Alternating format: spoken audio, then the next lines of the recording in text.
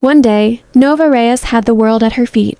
Stadiums sold out, streams in the hundreds of millions, and a voice that felt too raw to be industry-made. And then she vanished. No goodbye post, no final tour, no dramatic statement. Just silence. The last time anyone saw her, she was on stage in front of 20,000 people, halfway through her biggest song. The lights were blinding, the crowd was chanting her name, and she simply stopped singing. The band played a few confused notes before realizing she was walking off, no emotion, no tears, just calm. She whispered one word into the mic before the sound cut. Enough. That moment replayed everywhere for weeks, slowed down, zoomed in, analyzed like evidence from a crime scene. Fans thought it was a publicity stunt. Others swore it was a breakdown, but nobody could explain what happened next. The total digital blackout. Her accounts deleted, her label silent, and every photo of her wiped from official pages within hours. In an industry built on constant visibility, Nova chose invisibility, and that terrified everyone who depended on her. Because when an artist disappears at the peak of fame, it's not just a mystery. It's a message. And maybe Nova's silence said more than her music ever could. But before we talk about the night she walked away from everything, we need to understand how she got there. How a small-town girl with a cracked laptop and a broken guitar became one of the most talked about artists of her generation, and what fame took from her in return. Nova's story didn't start with fame. It started in a half-lit bedroom in a town most maps forgot. Her first microphone was a borrowed one from a friend who made beats for fun. She'd record in single takes. Her voice trembling but real, no filters. No edits, just emotion raw enough to hurt a little. At 19, she uploaded a song called Glass Halo. Just a demo. Really, she almost deleted it that night. But someone found it. Then thousands did. And by the end of the week, millions. Her voice spread like a rumor, haunting, unpolished, unforgettable. The comments called her the sound of heartbreak itself. The industry noticed fast. A label flew her out, promised freedom, authenticity, creative control, the usual fairy tale. She signed the contract thinking it meant opportunity. What she didn't know was that the ink came mixed with ownership clauses and deadlines that would eat her alive. Within a year, Nova was everywhere. Red carpets, interviews, glossy magazine covers. She smiled like someone still trying to believe this was real. But in every photo, her eyes told a different story. It wasn't joy. It was the exhaustion of someone already running from the machine. She just entered. Her first album shattered streaming records. She performed on late-night shows, her name climbing charts faster than she could understand it. But with every hit song came a new demand. More exposure, more sponsorships, more of her. Behind the scenes, her friends said she barely slept. She started canceling plans, missing birthdays, and turning off her phone for days. When she did speak, she'd whisper things like, "They don't want me. They want the version of me they can sell." Fame had opened every door, but it also locked her inside. Still, she smiled for the cameras, every photo a tiny act of survival. The world saw a rising star, but those closest to her saw the cracks forming, spreading quietly beneath the spotlight. And soon, those cracks would become impossible to hide. The first sign that something was wrong came during the Reverie tour. It was supposed to be Nova's victory lap. 70 cities, sold-out arenas, and global domination. But by the fifth show, fans started noticing something strange. She wasn't singing the same way. Her performances felt heavier, slower. The smile that used to light up the stage was replaced by something hollow, distant. In one viral clip, she finishes her set, bows, and whispers into the mic, "I can't keep doing this." At first, people thought it was part of the act. She was known for dramatic lyrics and haunting visuals, so a little mystery fit her brand. But when her interviews started getting weirder, the narrative shifted.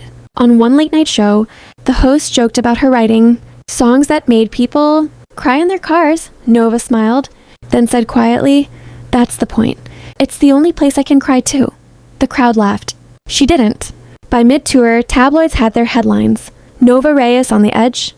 Inside the breakdown of pop's dark angel. The label brushed it off, spinning the story into a publicity campaign about mental health awareness. But those close to her say that's when she started to break for real. She stopped talking to her manager, started showing up late to rehearsals, then not showing up at all. One sound engineer later claimed she'd spend hours alone in the studio, recording fragments of songs she refused to release. He said the lyrics sounded like confessions she wasn't ready to make. The fans noticed too.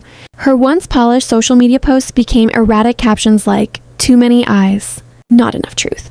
then silence. By the time she reached the final leg of her tour, she was a ghost wearing glitter. The same voice that had once held arenas captive now sounded like it was begging to be left alone. And then came the night everything stopped. The performance that would erase her from the spotlight and turn her into a legend.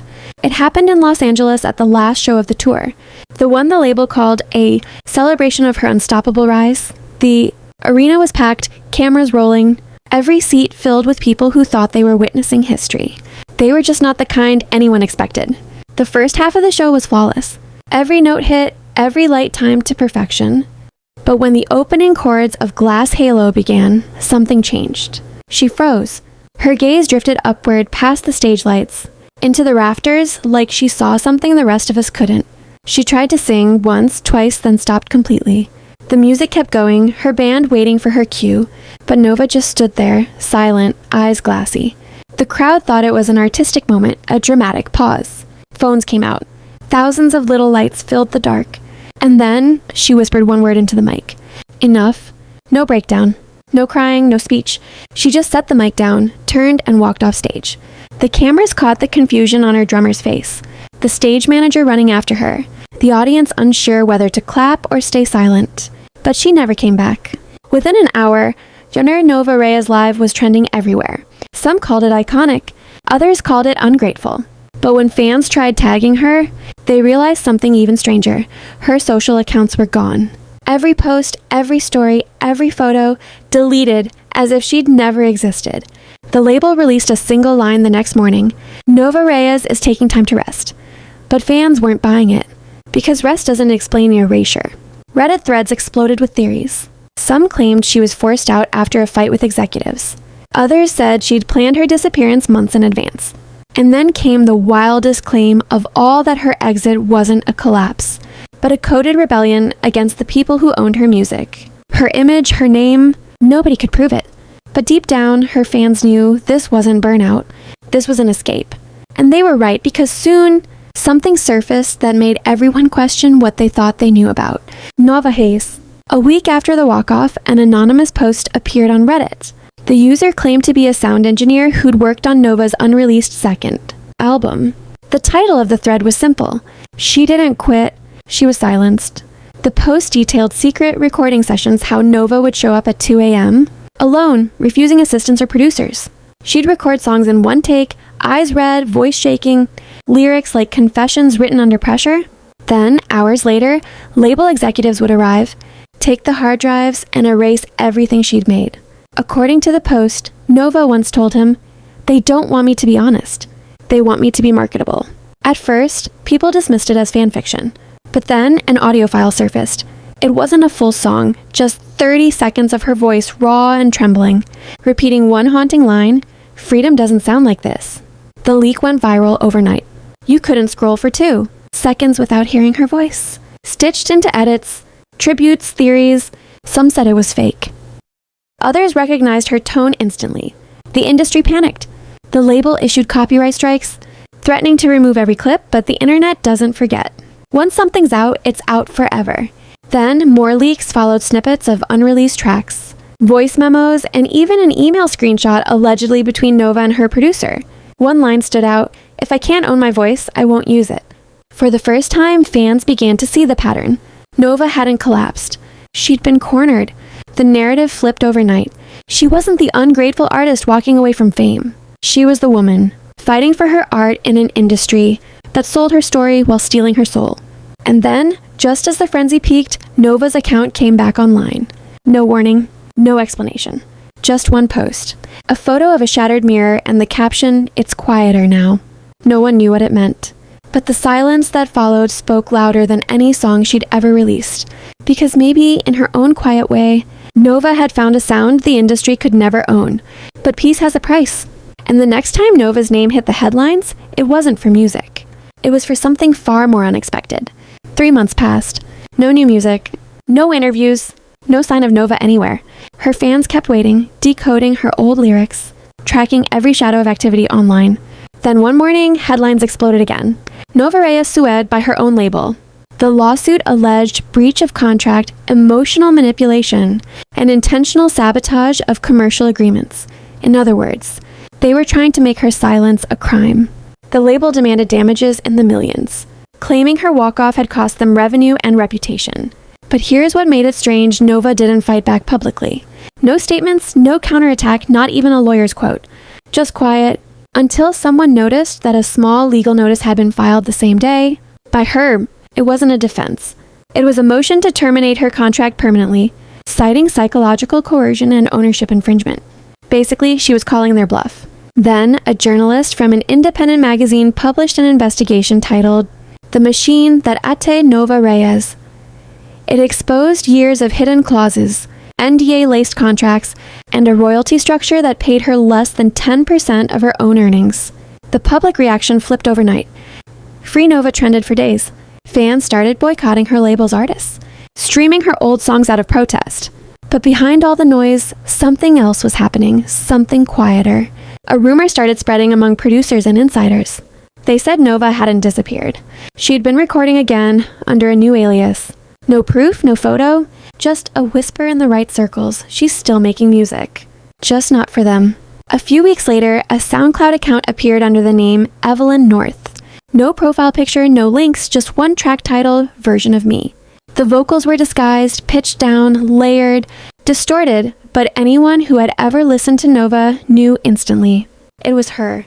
The song was haunting. No chorus, just verses unraveling like a confession. One line stood out: "I gave them my voice. They tried to keep my silence." It didn't go viral like her old songs, and maybe that was the point. It was the kind of song made for herself, not for charts. And for the first time, Nova Reyes was finally free. But freedom isn't the end of the story. It's just the start of a different kind of fame, the kind no one else gets to profit from. Over the next year, Nova's name faded from mainstream conversation. The gossip channels moved on, the tabloids found new obsessions, and the machine that once lived off her image went quiet. But in the corners of the internet fan forums, hidden playlists, late-night threads, her story lived on. People started calling it the vanishing. Some believed she'd retired completely, living somewhere remote under a different name. Others swore they'd see a woman busking on a street corner in Lisbon, another playing piano in a tiny Tokyo bar. Every video was blurry, every claim uncertain. But the mystery only grew. Then one night, something unexpected happened. A popular music reviewer on YouTube posted a video titled "I Think I Found Nova Reyes." He played a track from a small indie artist named Evelyn North and lined up the waveform with Nova's old vocals. The patterns matched almost perfectly. The internet lost its mind. Comments flooded in. That vibrato is hers. It's the way she breathes between words that's Nova. She came back. She just didn't want to be found. But instead of hunting her down, something rare happened. People respected the silence. Fans stopped tagging her name, stopped demanding explanations. The mystery became sacred, a kind of collective agreement. If she wants to disappear, let her. Meanwhile, the lawsuit against her label quietly dissolved. The documents showed they had settled out of court and Nova's contract was voided. No royalties, no residuals, no brand obligations. She owed them nothing. A year to the day after she walked off that stage, the same venue hosted another show. A tribute concert. Artists she'd inspired performed her songs, their voices trembling on the same stage where she'd once said, "Enough." But the real twist came at the very end. When the lights dimmed, a single video projection appeared on the big screen, grainy, black and white, no face shown, just a voice. Soft, calm, unmistakable. "I'm not lost. I just stopped being found." Then silence. No one knew how the clip got there. The label denied involvement. The crew said it wasn't on the show schedule. But everyone in that room felt the same chill Nova had spoken. One last time, on her own terms. That was the final message from the ghost who refused to be owned. Because some artists chase immortality through fame, and some find it by walking away from it entirely. If you've ever had to start over, to disappear just to breathe again, maybe you understand. Nova more than anyone else ever could. Peace isn't quiet because it's empty. It's quiet because it's finally yours. Months after that haunting message, something strange began happening across music streaming platforms. Anonymous uploads appeared, all from new artists with no social media presence. No photos, no history. Yet every song shared a certain energy, cryptic lyrics, layered vocals, that same emotional sharpness only one person had ever captured before. Each track was released under different names: Glass Sleep, Midnight Grace, Allura Vale. None of them connected publicly. But if you listen closely, there was a pattern with the same themes. Same production quirks, same sonic fingerprints. Fans started calling it the Nova Network. One Reddit user created a thread titled, "She's building a shadow label." They theorized that Nova wasn't gone at all. She was quietly helping new artists release their music outside the corporate system that once owned her. No contracts, no marketing teams, just raw, unfiltered sound. A movement born from rebellion. As theories spread, independent artists began leaving cryptic thank you notes on their album credits. To the one who taught us how to disappear. For N, freedom sounds like this. The internet pieced it together. Nova wasn't just an artist anymore. She'd become an idea, a symbol of independence in an industry built on control. Then came one final twist. A small vinyl record appeared in a boutique store in Berlin. No label, no barcode, just a handwritten title, Echoes of the Vanishing. When played, the record began with a low hum, followed by a voice that could only be hers. They took my sound, so I became silent. But silence is louder when you share it. It wasn't a song. It was a manifesto. Within days, every copy of the vinyl sold out. Clips of the audio spread like wildfire, not through mainstream platforms, but through private circles, encrypted file sharing, word of mouth. Nova had become untouchable, untraceable, unownable. Her disappearance wasn't an escape, it was a revolution. And while the world still argues about where she went, what she meant, or if she even exists anymore, one thing is certain. Nova Reyes didn't fade away. She multiplied. Because legends don't always live on stage. Sometimes they live in the echoes and the stories whispered by those she set free. A year later, the Nova Network was no longer just an online mystery. It had become a cultural phenomenon. College students studied her lyrics like scripture. Producers whispered about secret collaborations that appeared in inboxes with no sender. Underground venues started hosting echo nights, dimly lit gatherings, where people shared unreleased tracks rumored to be touched by Nova's influence. No one ever saw her, but everyone felt her. Then something new happened. A private live stream appeared one night on an encrypted channel, its link spreading through music forums like wildfire. The title read, "Final Transmission." No one knew who uploaded it, but within minutes, over 80,000 people were watching a black screen with faint static hum. Then a flicker, a dimly lit studio, instruments scattered, cables running across the floor. And there, just for a second, a silhouette. A woman. Her voice came through, calm, almost meditative. They said I was lost. But you can't lose what no longer belongs to you. I'm not coming back to their world. I built a new one, and you're already in it. Then the screen glitched, revealing coordinates, latitude, and longitude before cutting to black. People rushed to decode them. The coordinates led to an abandoned concert hall in the outskirts of Reykjavik, Iceland.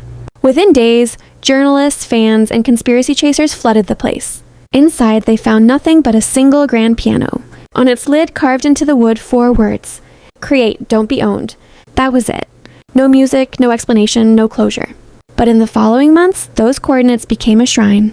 Artists left handwritten notes, flash drives, and instruments offerings to the myth she had become. By then, no one cared if Nova was alive, dead, or something in between. What mattered was what she represented. The right to vanish, to rebuild, to reclaim your art from the hands that tried to cage it. And somewhere, deep in the underground servers of the Nova Network, a new notification appeared. Incoming upload, Resurgence 01 Web. The legend wasn't over. It was only rebooted. Resurgence 01 Web dropped at 2:17 a.m. on a random Tuesday. No announcement. No metadata. Just a 6-minute file that spread like wildfire through encrypted drives and private chat rooms before it even hit the forums.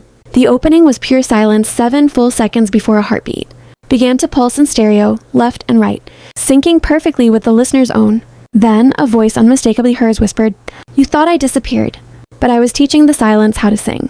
The production was unlike anything anyone had ever heard. It wasn't music, it was architecture. Layers of field recordings, subway breaks, ocean waves, snippets of laughter reversed into minor keys. Then came the melody built entirely out of human breaths, woven together into something haunting, alive. Halfway through, the waveform shifted, hidden beneath the harmonics. Coders discovered a pattern of binary messages embedded inside the audio frequencies. When decoded, they formed text.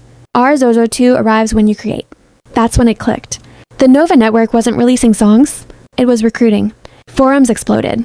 Musicians started uploading their own Resurgence tracks, blending art with encrypted poetry. Every file contained coordinates, messages or links to others, a living web of creation powered by those she'd inspired. And then one by one, anonymous users began signing their tracks with 3 letters. NRN, Nova Rising Network. It became a movement that no label could own, no algorithm could predict. Artists traded their real names for symbols, their faces for sound. Nova had given them a blueprint not for fame, but for freedom. Months later, during an underground music festival in Kyoto, someone projected a single line of text across a temple wall, visible only for a few seconds before the police shut it down. When the system falls quiet, listen for the echo. Some swear they heard it that night, her voice, distant yet clear, woven into the wind between the drums and chants. Others say it was just feedback. But those who truly understood knew better.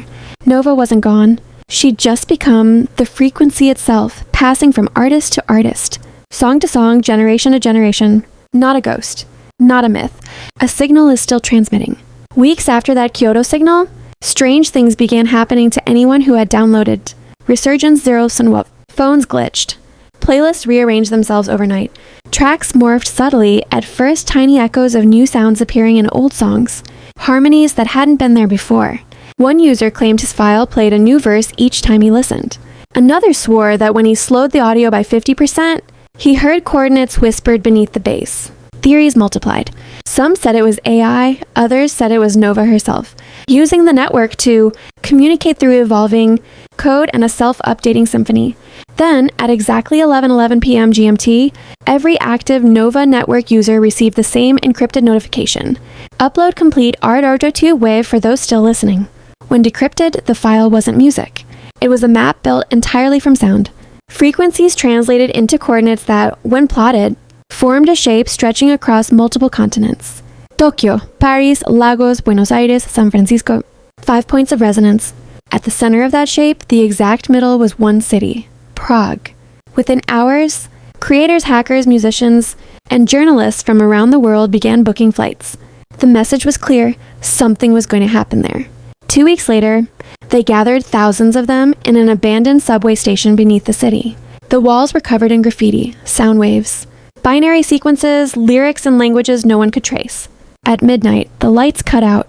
A low hum filled the air, not through speakers, but from the walls themselves. Then, through the dark, a single holographic projection shimmered to life. A silhouette, feminine, unmistakable. Nova. Her voice wasn't a whisper this time. It was clear, resonant, and alive. You found the pulse. You are the pulse. The industry built cages. We built corridors. This isn't a concert. It's a transmission. From now on, we will create one. The ground trembled as thousands of phones lit up simultaneously, syncing to the same frequency. Their screens pulsed in rhythm transmitting, recording, merging. The Nova Network had gone live not as a website, not as a label, but as a living, breathing collective of artists across the planet. When the lights came back on, the projection was gone. But every attendee's device now contained a new folder titled R the Infinite Project, inside a single instruction. Record, upload, disappear. Nova had completed her evolution. She wasn't just music anymore, she was momentum. And from that night forward, every city that once only consumed art began to create it. Anonymous tracks poured out of bedrooms, alleyways, and subway tunnels. Music without names, stories without faces. They called it the Age of the Echo. And somewhere in the static between frequencies, if you listened closely enough, you could still hear her voice, soft and proud. Silence was never the end. It was just the stage before the symphony. Months passed, and the world began to feel different. You could sense it not in headlines, but in the undercurrent of daily life. On subway rides, strangers shared earbuds, whispering, "This one's from the Echo Network." Street artists painted murals, inspired by Nova's transmissions. Pop charts began to crumble under the weight of anonymous brilliance. No faces, no fame, just sound. The corporations panicked. Music execs scrambled to reclaim control, offering rewards for information leading to the identity of Nova. They couldn't compete with the raw authenticity of this movement. Songs made by invisible creators, not algorithms or contracts. Governments called it a cyber threat. They labeled the Echo Network an act of creative subversion. Servers hosting Echo files mysteriously disappeared overnight. Yet, every time one was shut down, 3 more popped up in different countries under different names. Then came the broadcast. It happened one night during an international awards show, a live feed hijack that interrupted the broadcast mid-performance. The screen flickered. The crowd froze. Then that familiar hum. A simple white symbol appeared, an infinity loop made of intertwining sound waves. And her voice followed, calm, resolute. You can't cancel an echo. You can't silence a frequency built from freedom. This isn't rebellion. It's a reclamation. You sold our silence, now we're selling nothing. The broadcast cut out after 47 seconds, but it didn't matter. Within minutes, clips spread to every corner of the internet. Millions shared it. Billions watched. But the most chilling part wasn't the message, it was the ending. Because just before the signal dropped, Nova whispered one last line, barely audible under the static. I was never one person. That sentence sent the world into chaos. Forums exploded. Analysts dissected her voice, comparing it to hundreds of different artists, activists, even AIs. But no match was ever confirmed. That's when the truth began to sink in. Nova wasn't a woman anymore. She had an idea, a digital consciousness, a movement that no longer needed a face. And maybe that was her plan all along. As months turned into years, the Echo Network evolved into something almost spiritual, an underground system of creation where art flowed without ownership. People began uploading not just songs, but letters, poems, videos, each file carrying the same signature. A living archive of unfiltered humanity. And in one of those files, buried deep within a hidden layer of the network, a timestamp appeared, future dated, the file's title, Resurgence 03 The Return. It was locked, encrypted, and unreadable. But one line of metadata remained visible, written in faint code. When the world forgets who it belongs to, the echo begins again. No one knows when it'll unlock. Some say in a year, some say never. But one thing is certain, Nova's silence isn't the end. It's the inhale before the next revolution. They say no one ever truly disappears. Not when their voice still echoes through the wires. Years after the last broadcast, people still claim to hear Nova in unexpected places in static between radio stations. In a remix uploaded by a stranger at 3 a.m., in the wind that hums through abandoned tunnels where the first echo gatherings began. No one knows if the transmissions are new or if the past is just replaying itself, refusing to fade. But maybe that's the point. Maybe Nova was never meant to be found, only felt. Somewhere out there, someone's recording their first track right now. No label, no rules, just raw emotion spilling into sound. And when they hit upload, when that file joins the infinite thread of human noise and hope, the network grows again. That's the beauty of it. No one owns the echo. It just keeps finding new voices to carry it forward. Because maybe the real Nova isn't out there anymore. Maybe it's in you. If you've ever built something from pain, if you've ever walked away just to start again, if you've ever refused to let silence define you, then you already understand. This isn't the end of the story.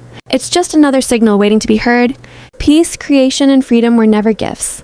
They were choices. And now it's your turn to make one.